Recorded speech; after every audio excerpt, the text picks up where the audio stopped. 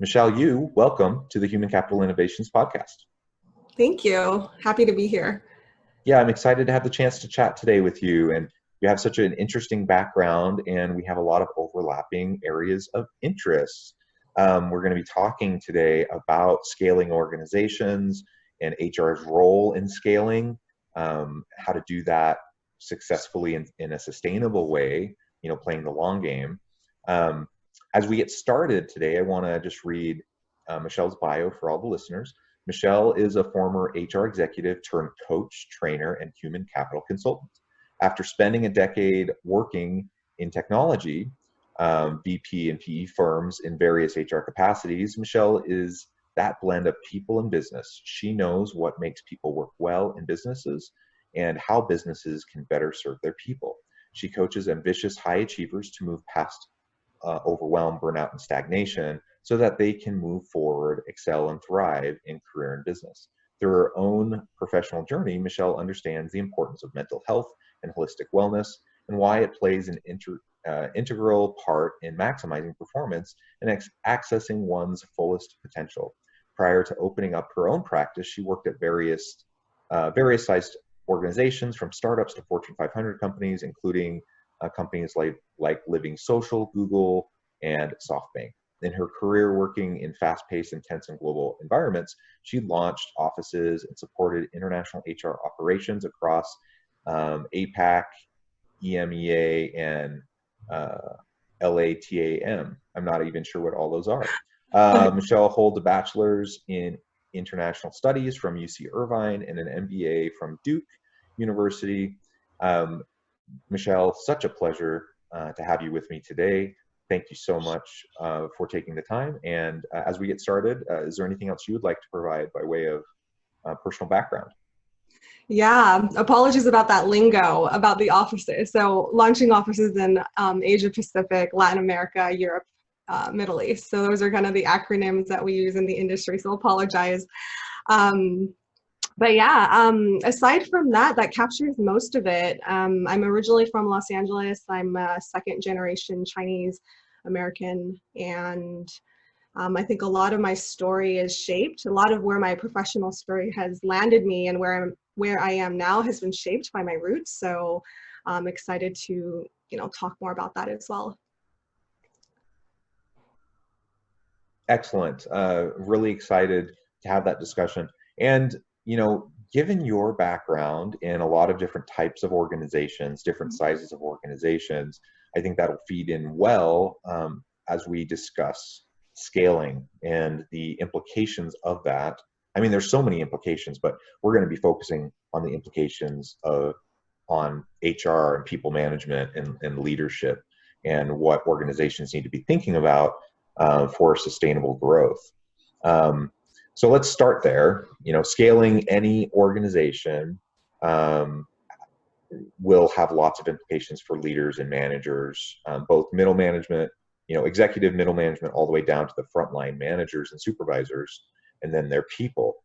It stretches capacity. People have to rethink their roles and their responsibilities.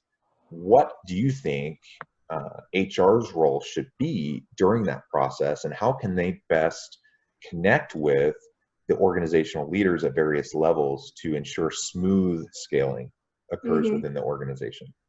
Yeah, as part of, from my experience in being HR, one of the biggest things that I've learned from being in those types of organizations that are just growing tremendously is that it's a piece that we don't talk about very much, which is that emotional aspect. And HR's role can really be to help coach these managers of training them on how do they bring in new people into their team without it feeling disruptive to the existing flow, because there's this pressure for a lot of employees when they're in that situation, and there's new people joining all the time, and then there's people that have been there for a long time that feel kind of pushed aside and shortchanged. So I think a big conversation that HR can play is really by facilitating some of these conversations, or just normalizing that feeling for the employees, and having managers be more upfront and in spotting, hey, look, there's going to be a new person coming in, or you're going to be layered with someone else, and it doesn't mean it's a reflection on your performance. You have done a great job leading us to where we are now.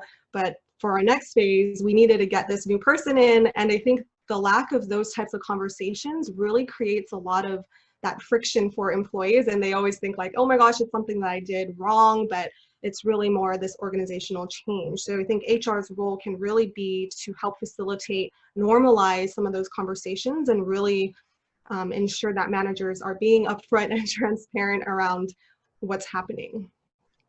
Yeah, and really helping leaders to understand the importance of that. Um, so many organizations that are going through the scaling and growth process, they're maturing as an organization, and a lot of times they're trying to figure out the HR function as they're going. I've seen that many times. Mm-hmm. And so, if you had a small startup that all of a sudden takes off and they go from 10 employees to 100 to 1,000 to 5,000 employees over the course of a relatively short period of time, I mean, that is a tremendous strain on the people. That's going to shift the culture, that's going to shift the dynamic completely. And not always, but often, perhaps most of the time, those at the small startup phase, a lot of these organizations don't actually really have an HR person. They don't have an HR function because that's not the first key essential role that they had, as they were trying to bring their product or service to market. And so recognizing, at what point do we even bring on an HR person who can help us with thinking through all of these issues, thinking through the implications of what we're doing, let alone, in terms of motivation, engagement, culture, all that, let alone legal compliance and just making sure you're not stepping in major landmines along the way. That's something we have to be very thoughtful about. So we need to scale HR while we're scaling the rest of the business.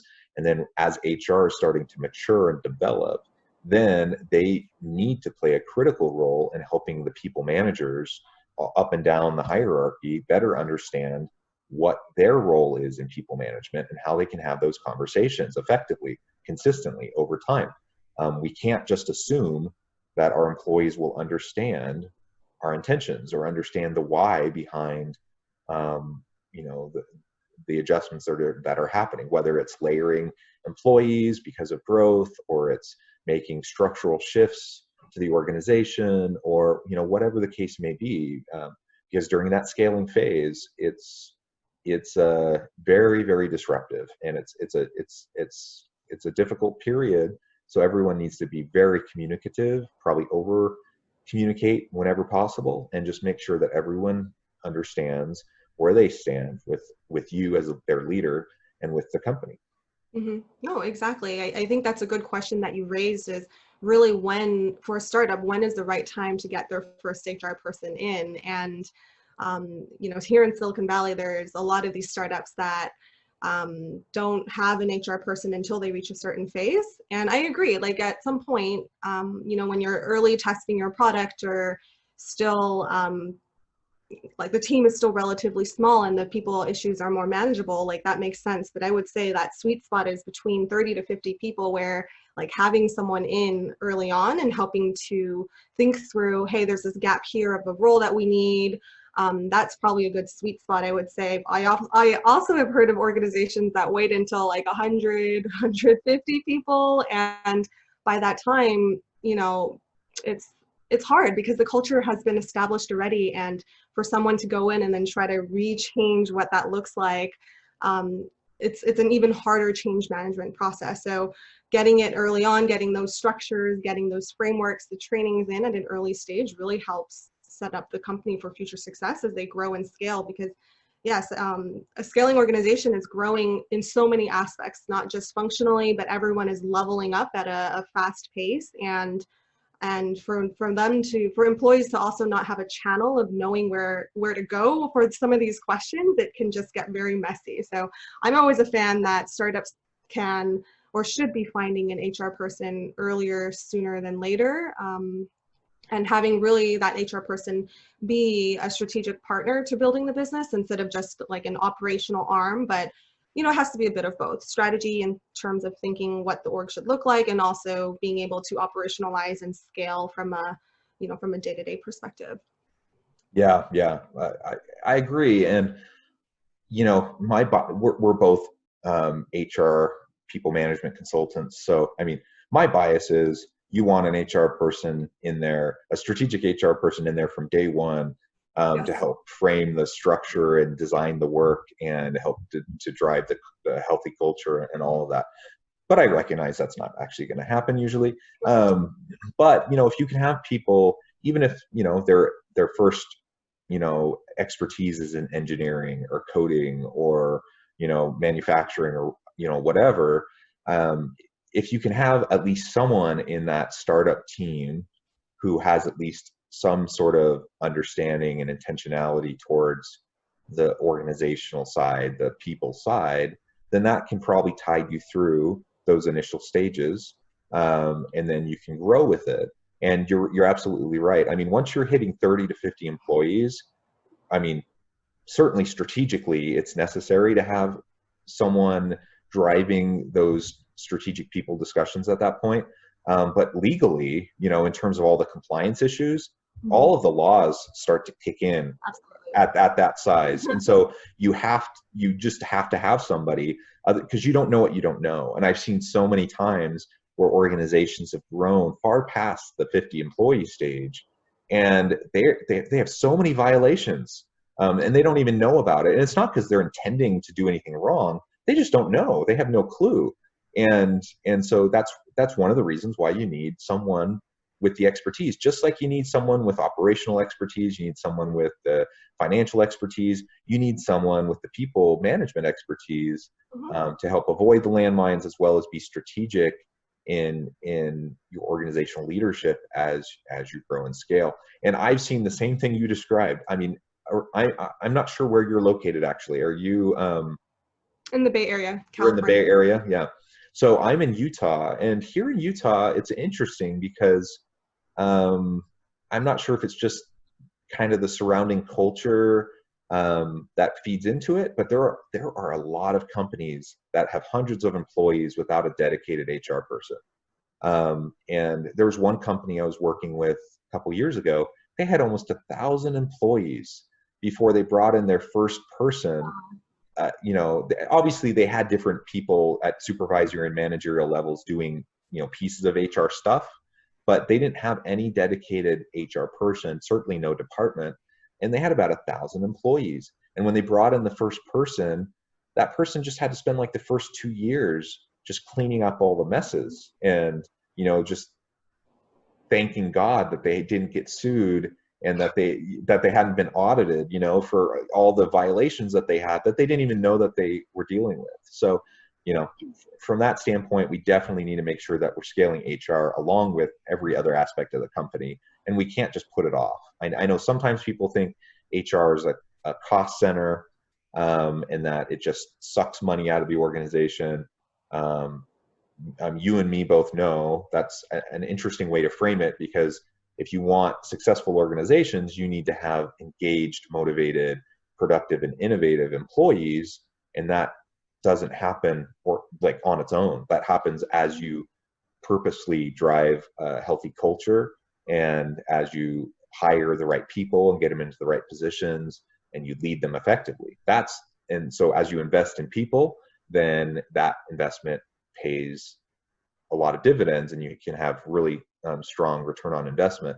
And so HR isn't just a cost center. It's think about the ROI, think about the investment in your people and what that will mean for the organization moving forward. And what the key part that you said there was around the hiring and attracting the right people as well, because in the early stages, it's so important to make sure you have the right people. If those individuals that are placed in positions are not able to scale within their role, they will also be a bottleneck in the organization. So without having a strategic HR partner to help in seeing, can this person really level up? Are they capable of taking that company to the next phase? And oftentimes, that's what's going to stint the growth, is if there's this middle manager or a manager that's just not able to scale, and that kind of holds the rest of the organization a little bit lower, or a little bit slower. And HR's role is to really, in those cases, be like, what do we do to address this performer? How do we either layer someone on top or, transition them out? And I completely agree with you. Having 1,000 people at that point is very challenging because there's going to be a certain way of doing things, and to go in and have to change manage like all of that after going in, it's very challenging because there's a set of being able to do certain things a certain way. And I believe HR is like HR should be strategic with the business of identifying those values, being able to execute and see how it flows through that entire employee life cycle. And if no one is consciously taking that over of, when and how and what's like, what are we looking for? If no one's consciously doing that in a consistent manner, then you'll have teams that are kind of doing different things and there's no consistency between the style. So agree. Like, I think both of us as HR consultants and interested in this space, we know the value that HR can bring to like organizations that are scaling. Yeah, absolutely. Let's shift a little bit and talk about what individuals within organizations can and should be doing during the scaling phase. I mean, it's a stressful time, heightened anxieties. What can individuals do, and how can leaders help individuals to do this in terms of taking care of themselves to sustain long-term success? To stave off burnout and other forms of withdrawal. Absolutely. That is a great question. I think the first thing that employees really need to do is take that step back and create their own self-awareness, because a lot of times when you're in that mode and everything's just going and going at a million miles an hour, we kind of forget, like, what does our own career trajectory look like in this organization? What is that? What is it going to entail? Because the next 6 months versus the next year versus the next 2 years, that role is going to look very different for an individual in a high growth company. So I think individuals have to do that inner work of creating their own self-awareness and seeing, what do they want to do? Is this right for me? Do I still fit with what I like? Do I still fit with the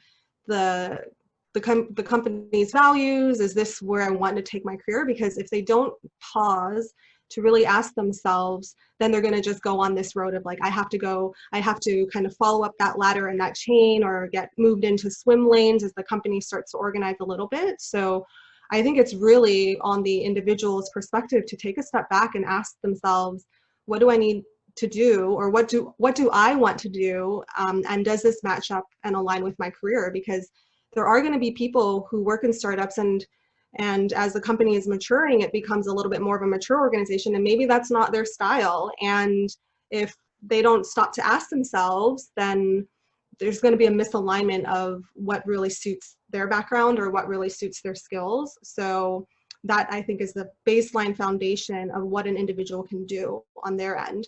And then once they have their own understanding of what it is they actually want, to be able to facilitate those conversations with their managers.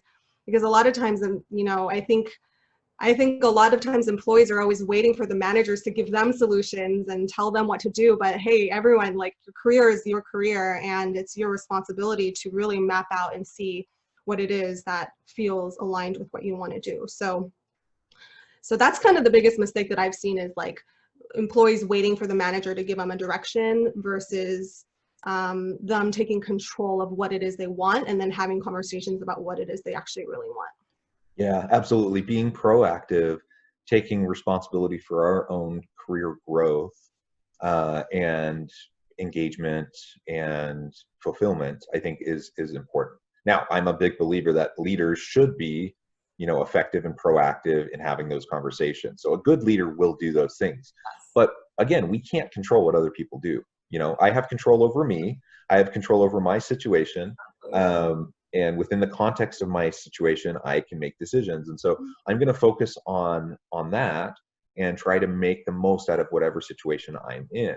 Being proactive will allow you to get the most out of the opportunities given to you, and having the conversations with your boss. If they're not as attuned to these issues, they're not as inclined to check in with you or to ask you the questions, go be proactive, have the conversation with them.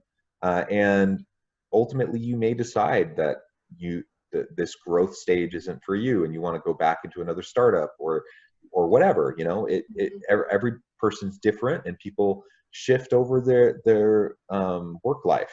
With different career stages, you want different things. Different times of your life, you might have different desires for family or for hobbies or for whatever. So there's so many different reasons why people, may not be satisfied and engaged in their work anymore. Be proactive, be on top of that, and take responsibility for yourself. Yep. Now, that's not, again, not to say that leaders shouldn't be doing it, because they absolutely should. If you want an organization to be effective, healthy, and have sustainable growth, then you better not be hemorrhaging good people during the growth stage. And so you want leaders who definitely are aware of the types of stresses people might be experiencing, who are proactive about having those conversations, and finding the best ways to help leverage the unique capacities and capabilities of their people. Right. And the leaders should really be thinking about, as the org grows and their team grows, like what those swim lanes would look like for their team. And in terms of being able to retain those top performers, it's like, this is what your career path could potentially look like, and being really transparent and sharing that with the team. Of course, it goes both ways, right? There has to be the org side, and there has to be the right opportunity that opens up from an organizational side, and it also has to be aligned with what the individual wants to do. But having those conversations up front, I agree, there's both sides of the things, and you're absolutely right that we are only in control of what we can. We can't control other people. We control our own career paths, and that's why I think a big piece of it is that self-awareness. It's just so easy to get caught up in the hustle, the busyness, like I have to keep up, I have to keep going. But being able to just take that step back and say, hey, like, is this going to be the right place for me a year down the line, 2 years down the line? Is it going to continue to grow? Where do I see my career grow in the high growth phase?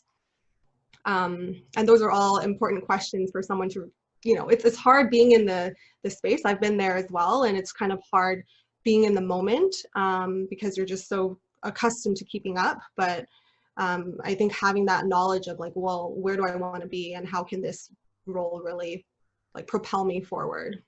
Yeah, absolutely. And I think, for both the leader and for the individual, it is important to remember self-care during the time of scale up, Mm-hmm. because the stresses are high. So be willing, you have a lot of pressure on you. You have a lot of things pulling you into different directions.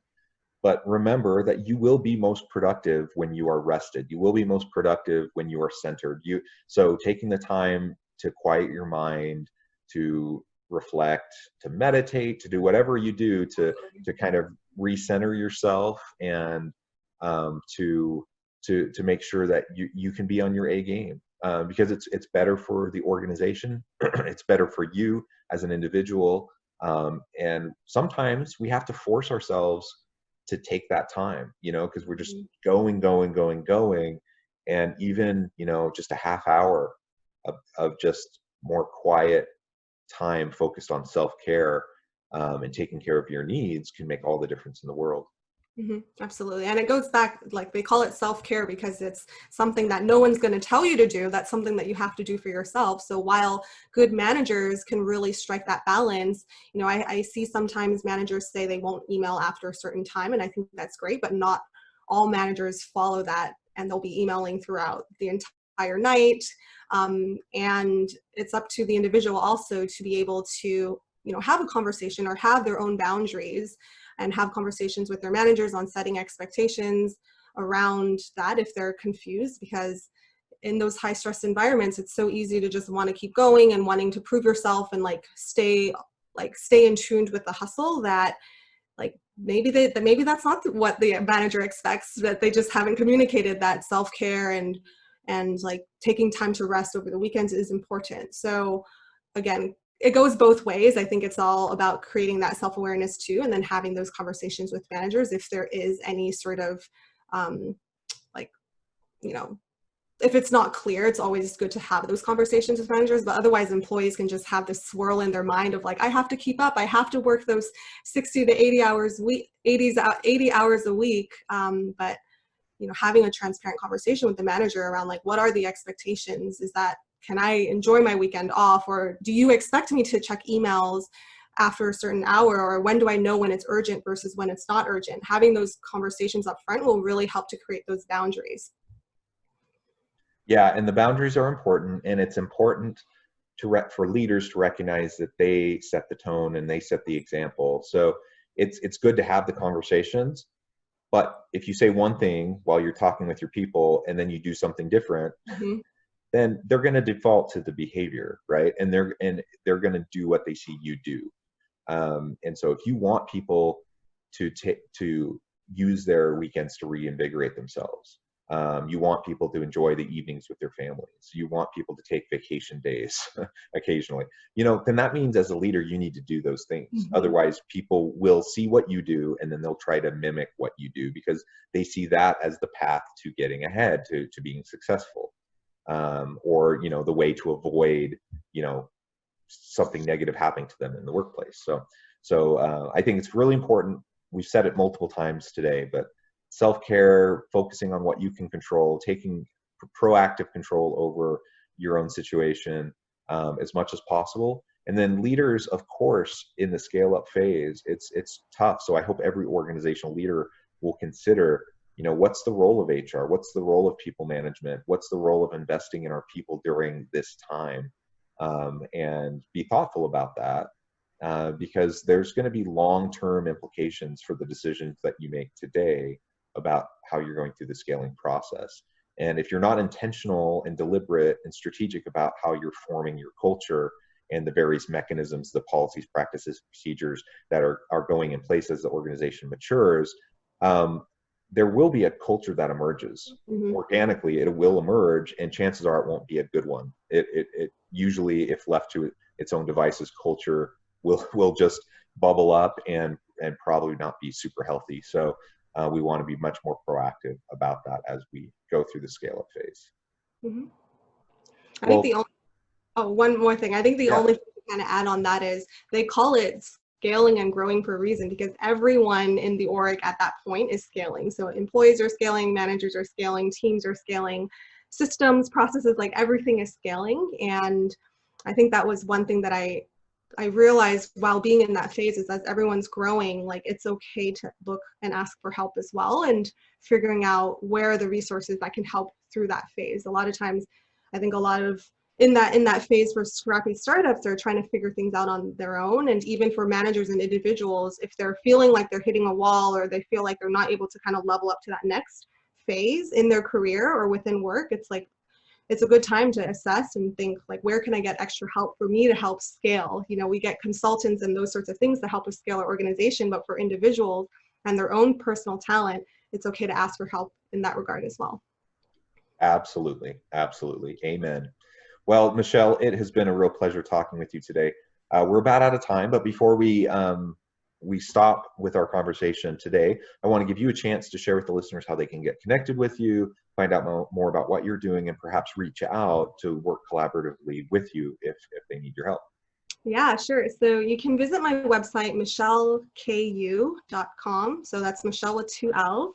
And I'm also on LinkedIn and Instagram. My Instagram handle is mkyu_coaching.